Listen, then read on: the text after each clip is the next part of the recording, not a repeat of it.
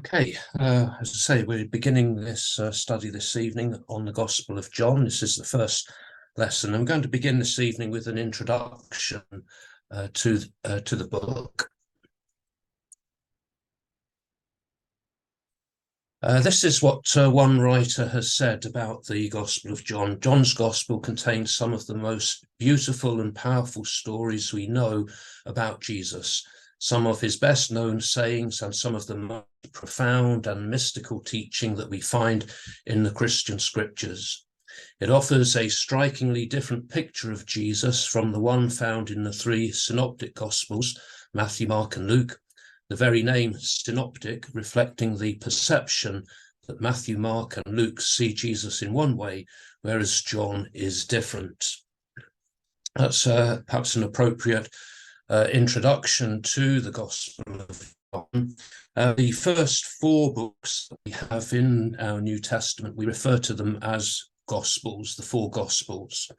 And the word gospel it's translated from the Greek word euangelion, and originally it was a word which meant a reward that was given to a messenger who brought some good news. It might have been the announcement of a military victory or the birth of an important person, but someone who was bringing good news. And then the word came to refer to the good news itself. And that's how we often find the word being used in the New Testament, particularly in the messages that are recorded in the book of Acts and the way in which Paul uses the word gospel. It's referring to the good news about Jesus, so the message concerning the coming of Jesus into this world, his life, his death, and his resurrection. The title gospel, as it's applied to the first four books of the New Testament, was something that was added later to these written documents because they resembled the message that was being preached. The books of the New Testament, we should remember, are not written in chronological order, but they're arranged according to the type of literature that they are. And so the Gospels were written sometime after the church had been established and after the gospel message was being preached. They are sort of put into writing, what we might think of as a biography or a life story of Jesus, and that was the good news. The synoptic Gospels then are those according to Matthew, Mark, and Luke. And the synoptic Gospels, the three synoptic Gospels, present this similar perspective on the life of Jesus. There's a great similarity between the three of them. There are, of course, many differences between Matthew, Mark, and Luke, but generally they present the same sort of message and follow the same sort of structure and pattern concerning the life of Jesus. Mark is usually regarded as being the earliest of the Gospels and perhaps was available to both Matthew and Luke as they wrote and as they prepared their Gospels. They would have had perhaps other sources available to them as well. But when we come to John, the Gospel according to John, we find it to be very different in its content and its character to the other three. And we'll look at some of the ways in which John's Gospel is different to the others. So how is the Gospel of John different to the other three Gospels?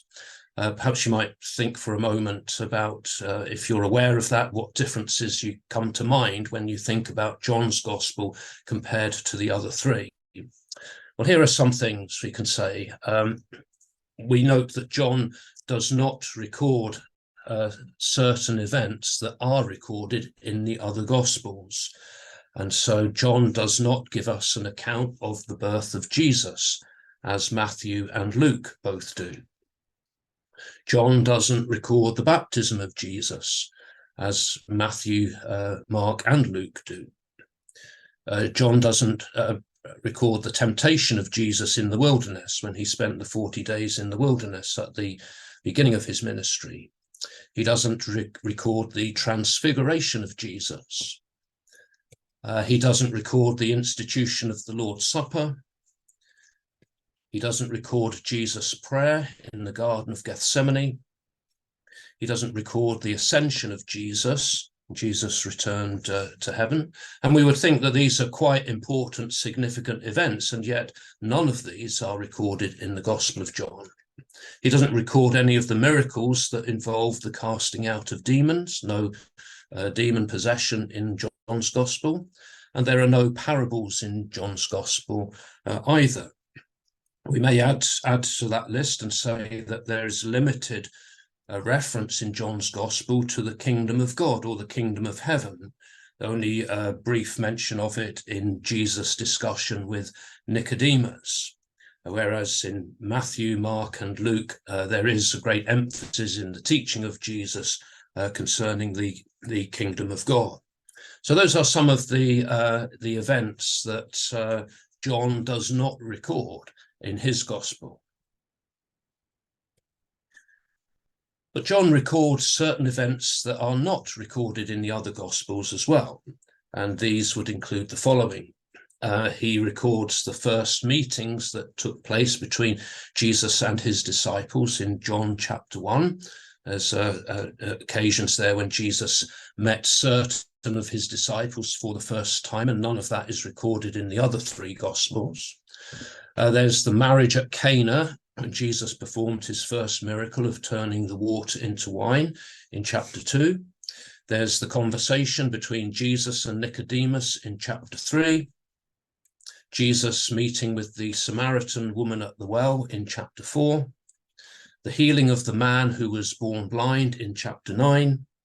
The raising of Lazarus in chapter 11. And the washing of the feet of the disciples in chapter 13. So John records all of these events, which none of the other three gospel writers record in their accounts. The teaching that we find in John's gospel is also different to that which we find in the others as well. John teaches us, records Jesus teaching about the new birth there in chapter 3. He records the teaching of Jesus concerning true worship, that it must be worship that is offered in spirit and in truth. That's in chapter 4.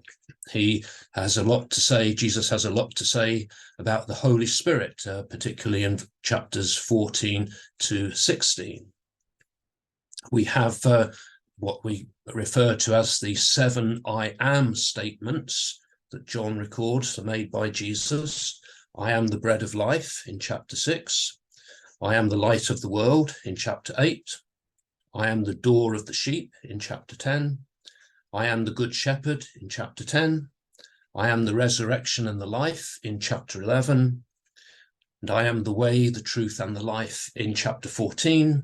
And I am the true vine in chapter 15. So all of these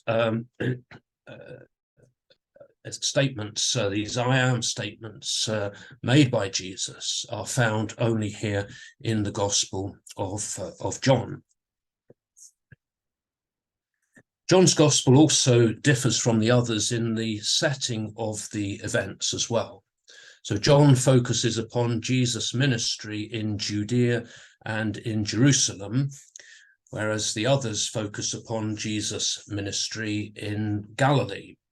John records several visits that Jesus made to Jerusalem. We have in chapter 2 and verse 13, the Passover of the Jews was at hand and Jesus went up to Jerusalem. Chapter 5, verse 1, we have him again going to Jerusalem. After this, there was a feast of the Jews and Jesus went up to Jerusalem. Chapter 7 and verse 10.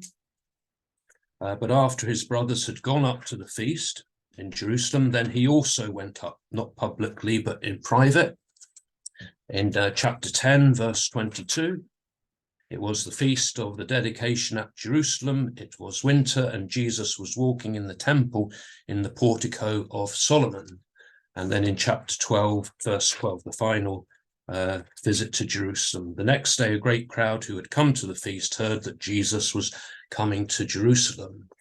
So John records a number of times when Jesus went to Jerusalem, whereas in the Synoptic Gospels we find Jesus only going to Jerusalem right at the end of his ministry, when he heads to Jerusalem for the crucifixion.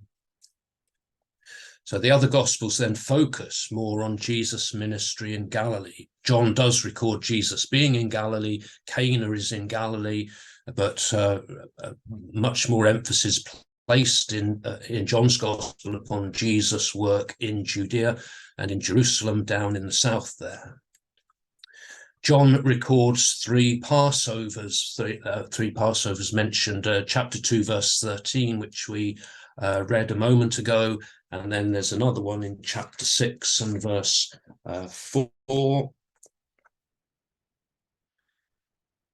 which says, "Now the Passover, the feast of the Jews, was at hand." This is at the beginning of the account of the feeding of the 5,000. And then in chapter 13, verse 1, the final Passover, when Jesus met with his disciples in the upper room. Now, that before the feast of the Passover, when Jesus knew that his hour had come to depart out of this world. So John sort of structured his gospel around these three Passovers, whereas in the Synoptic Gospels, really, there's only the mention of the one Passover, the final Passover, when Jesus went to Jerusalem.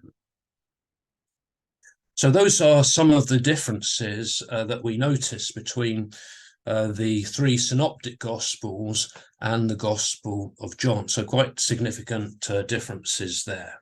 So who wrote the Gospel of John? Well, we're calling it the Gospel of John, so that might seem a bit of a silly question, but why do we call it the Gospel of John? Well, nowhere does the author state his name, so it's an anonymous writing. But there are some clues which indicate to us something about the character of the writer and who he might have been. So the author was someone who had been with Jesus. We see this in a number of places. John chapter 1 and verse 14. He says, "And the word became flesh and dwelt among us, full of grace and truth. We have beheld his glory, glory as of the only Son from the Father." So the writer speaks there of beholding the glory. He's seen the glory of the only Son from the Father. In chapter 19, verse 35, at the cross, the writer says that he was there. This is just after Jesus' side has been pierced with the spear, and the blood and the water has come out. And the one writing it says, "He who saw it has borne witness. His testimony is true, and he knows that he tells the truth, that you also may believe." So he was there at the cross and he witnessed that. And then in chapter 21, verse 24, the very end of the gospel, "This is the disciple who is bearing witness to these things and who has written these things, and we know that his testimony is true." So here we see the disciple bearing witness to these things. He has seen these things. So he's someone who has been with Jesus during Jesus' ministry. He was someone who was familiar with Jewish customs and attitudes. He knows of the purification rites, which mentioned in chapter 2 and verse 6 at that wedding in Cana. He says, "Now 6 stone jars were standing there for the Jewish rites of purification, each holding 20 or 30 gallons. He understands the relationship between Jews and Samaritans, the hostility that existed there from chapter 4, verse 9, when Jesus meets the woman at the well, the Samaritan woman. The Samaritan woman asks Jesus, "How is it that you, a Jew, ask a drink of me, a woman of Samaria?" And then the comment from the writer, "For Jews have no dealings with Samaritans."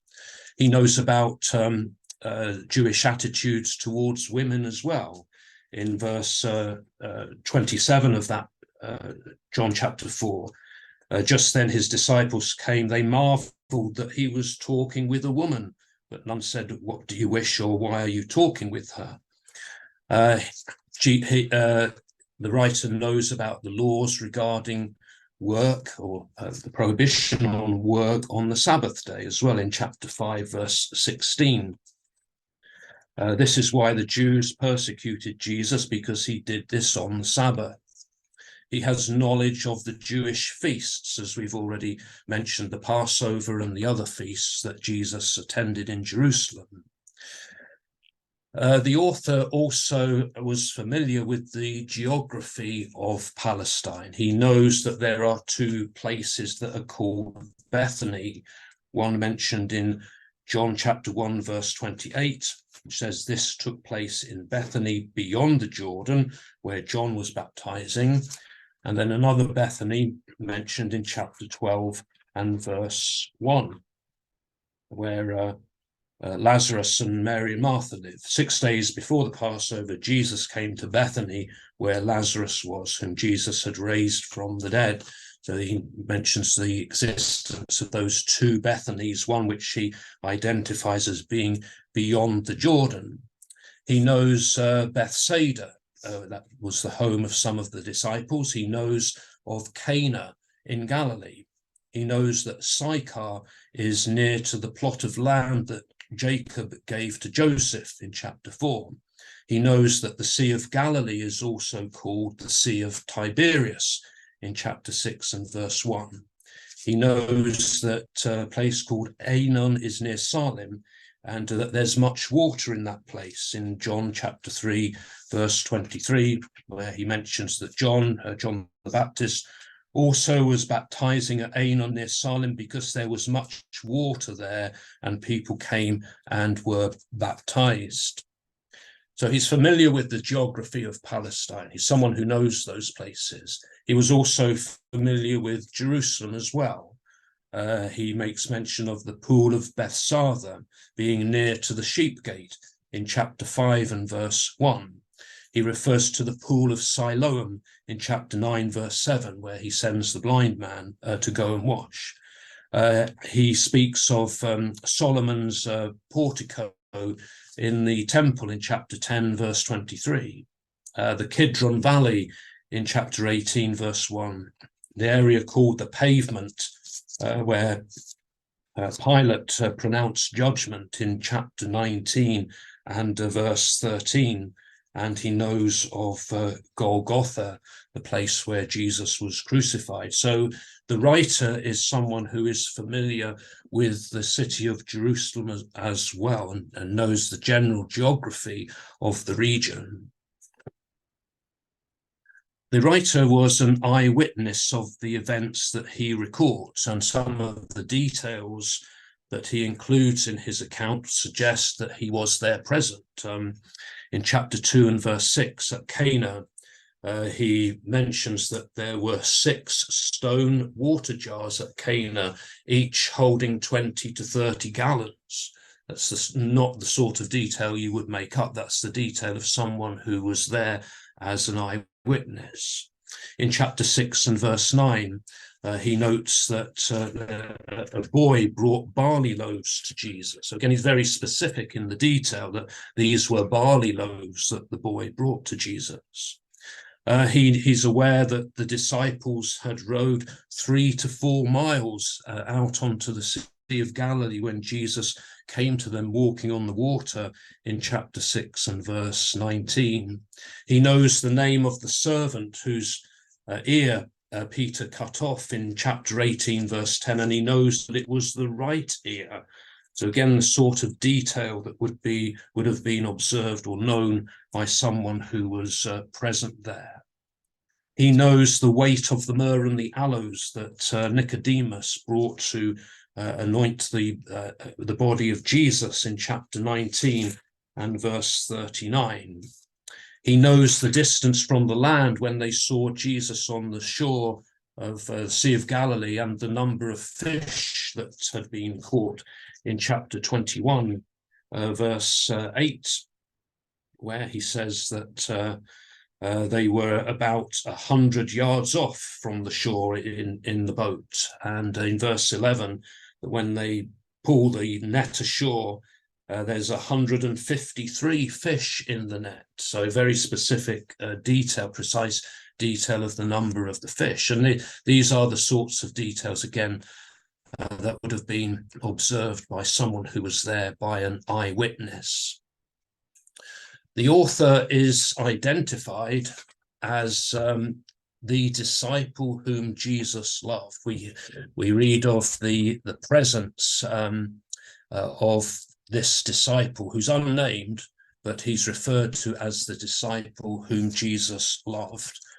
We see several references to him beginning in chapter 13, verse 23. He is present in the upper room, that final time in the upper room for the Passover meal. And Jesus has just said that one of the disciples would betray him. And then verse 23 says, one of his disciples, whom Jesus loved, was lying close to the breast of Jesus. So this disciple is mentioned there. Simon Peter then says to that disciple, tell us who it is of whom he speaks. So lying thus close to the breast of Jesus, that's this disciple who Jesus loved, says, Lord, who is it? He's mentioned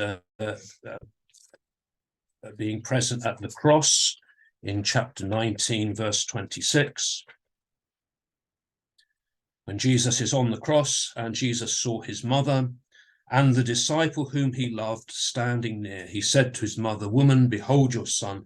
Then he said to the disciple, behold your mother. And from that hour, the disciple took her into his own home. Then in chapter 21, verse 7, we mentioned here again, this is when the disciples have gone out on the sea, the Sea of Tiberias, Sea of Galilee, after the resurrection of Jesus. They've gone out to fish. And verse 7 says, you see this figure on the shore, and who's asking them, have you caught any fish? And verse 7 says, that disciple whom Jesus loved said to Peter, it is the Lord. So he's there as well. And then in chapter 21, verse 20, in the conversation that Jesus has had with Peter, asking him, do you love me? And Peter turned and saw following them the disciple whom Jesus loved, who had lain close to his breast at the supper, and said, Lord, who is it that is going to betray you? When Peter saw him, he said to Jesus, Lord, what about this man? In verse 24, there we have a reference to this disciple again. This is the disciple who is bearing witness to these things and who has written these things. So the disciple who's known as the disciple whom Jesus loved was the one who had written these things down, recorded these things. Who is this disciple? He's not named in the gospel here at all. From the other three gospels, Matthew, Mark, and Luke, we know that Peter and the brothers, James and John, who were the sons of Zebedee, these three disciples seemed to be closest to Jesus, like his inner circle. And they were present with Jesus on a number of occasions when the other disciples were absent. So they went with Jesus for the raising of Jairus' daughter. They were on the mountain when Jesus was transfigured, and they were those who were closest to Jesus in the Garden of Gethsemane.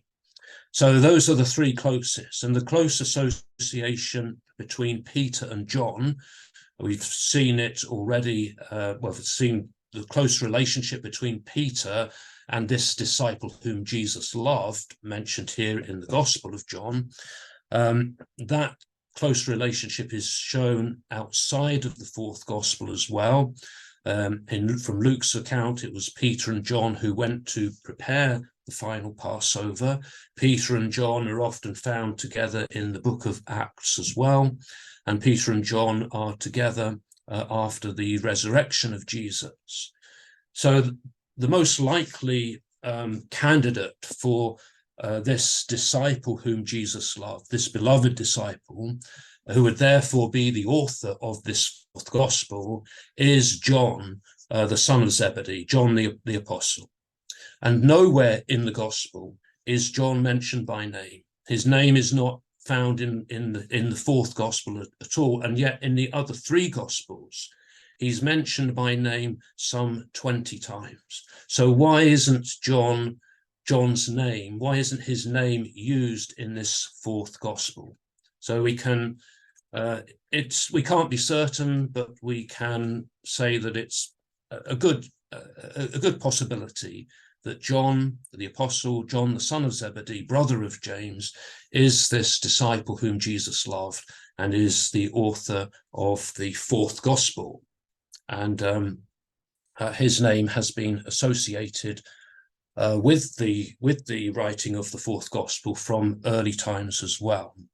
The early church fathers, these are the Christian writers from the 2nd century AD, believed that John the apostle wrote this gospel. And there's really no alternative, no credible alternative who has been suggested as being the author of this gospel. And one of those writers was named Irenaeus. He was a bishop of Lyon in France and writing around 178 AD. So 100 years after the end of the 1st century, he said this: "Finally, John, the disciple of the Lord, who had also lain on his breast, himself published the gospel while he was residing at Ephesus."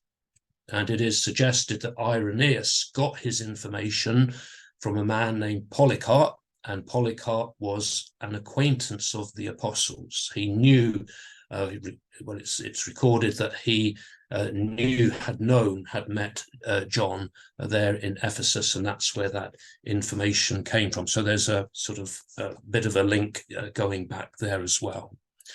So this is why, although the gospel itself is anonymous, this is why we tend to believe that it was John who wrote this gospel. But I say we can't be 100% certain, but there's a good possibility that it was him. Why then was the Gospel of John written? Well, its purpose, the purpose of the gospel is, its primary purpose is stated in chapter 20, verses 30 to 31, towards the end of that chapter, which says, "Now Jesus did many other signs in the presence of his disciples, which are not written in this book. But these are written so that you may come to believe that Jesus is the Messiah, the Son of God, and that through believing you may have life in his name." So from this statement, we see that John is concerned with showing Jesus to be the Messiah, the Son of God. There are two ways in which we may look at this. That the purpose was to strengthen the faith of believers. And some versions translate this as so that you may continue to believe. The New Revised Standard Version has it that you may come to believe, but it can be that you may continue to believe. So it was written by John in order to strengthen the faith of those who already believe that Jesus is the Messiah.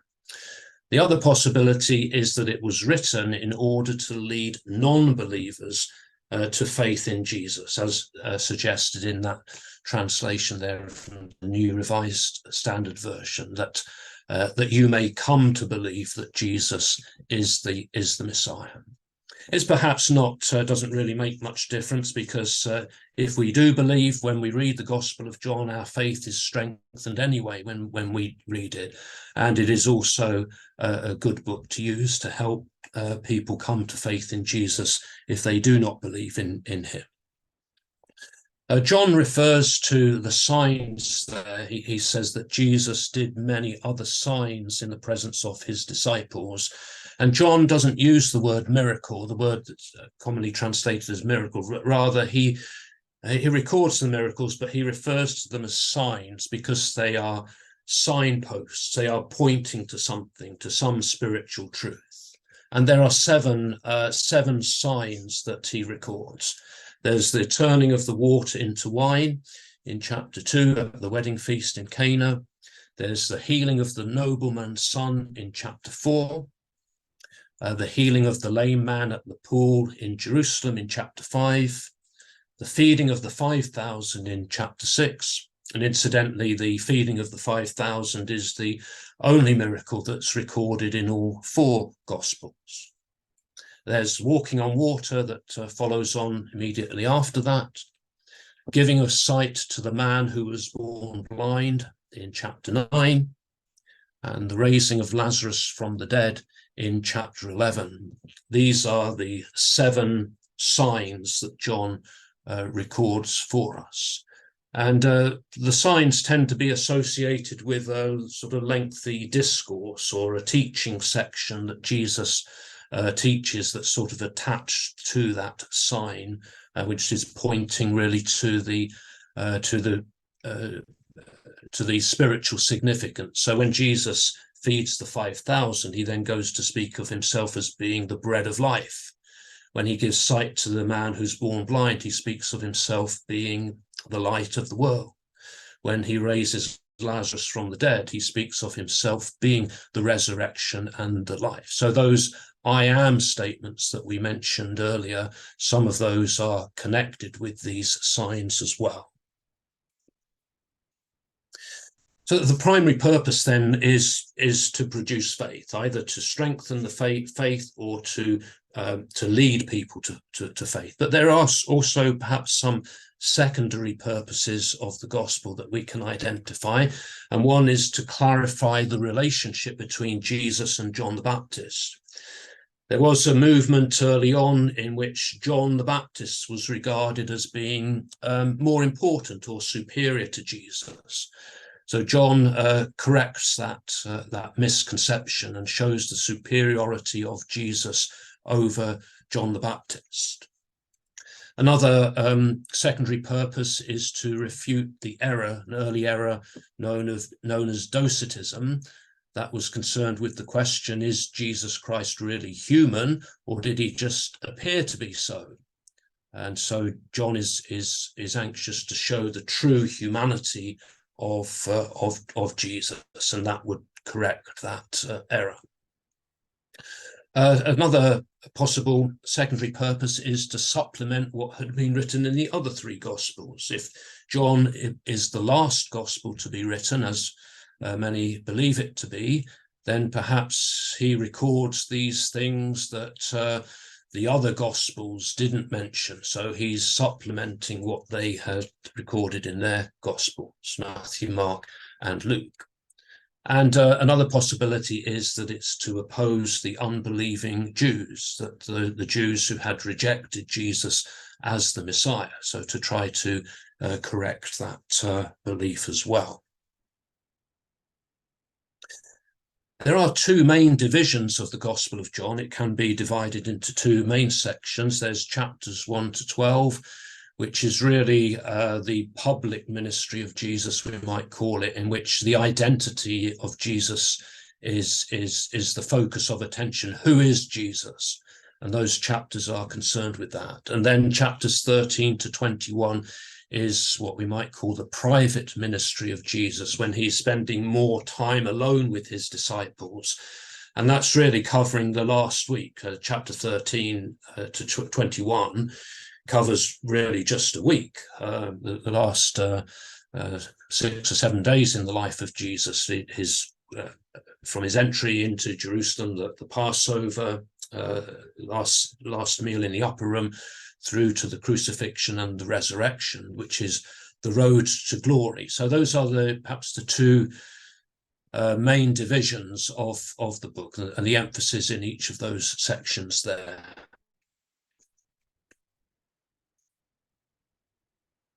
So when and where was the Gospel of John written? The dates that have been suggested range from before 70 AD.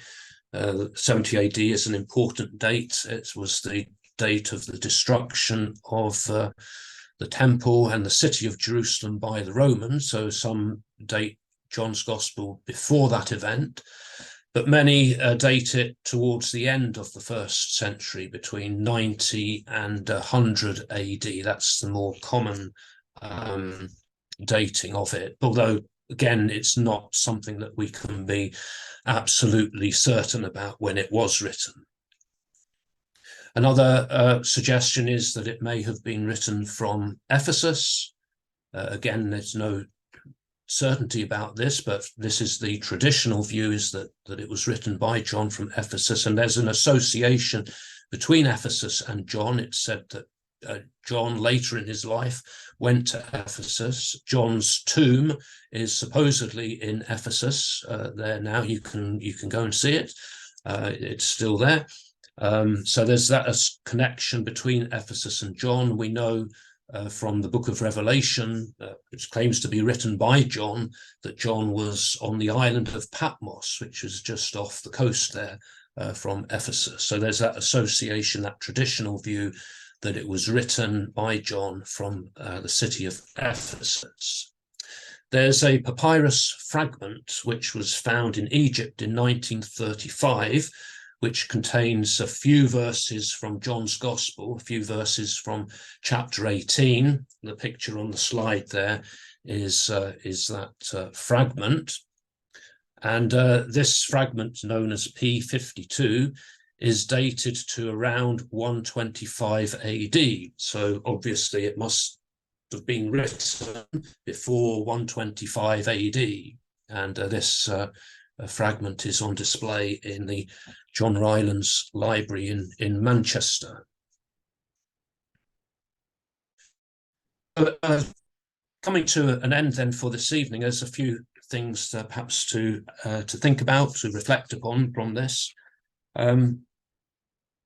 What do you think are the most surprising differences between John's Gospel and the other three Gospels? We mentioned some of these at the beginning there. And how could those differences be explained?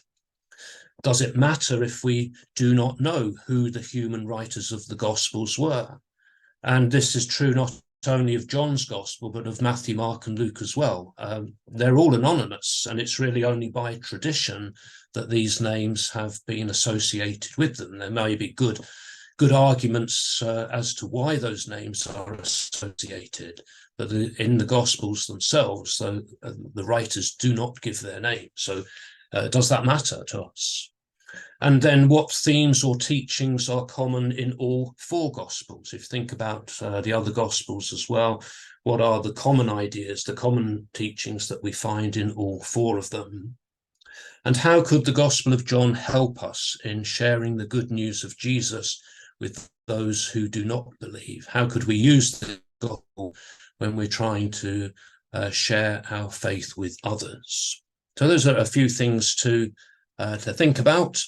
And then for next week, if you want to, if some of you like to do a bit of homework, if you'd like to read John chapter 1, verses 1 to 18, that's the passage that we'll be looking at next week. And if you're into memorizing things, memorizing scripture, why not try to memorize John chapter 1, verses 1 to 5?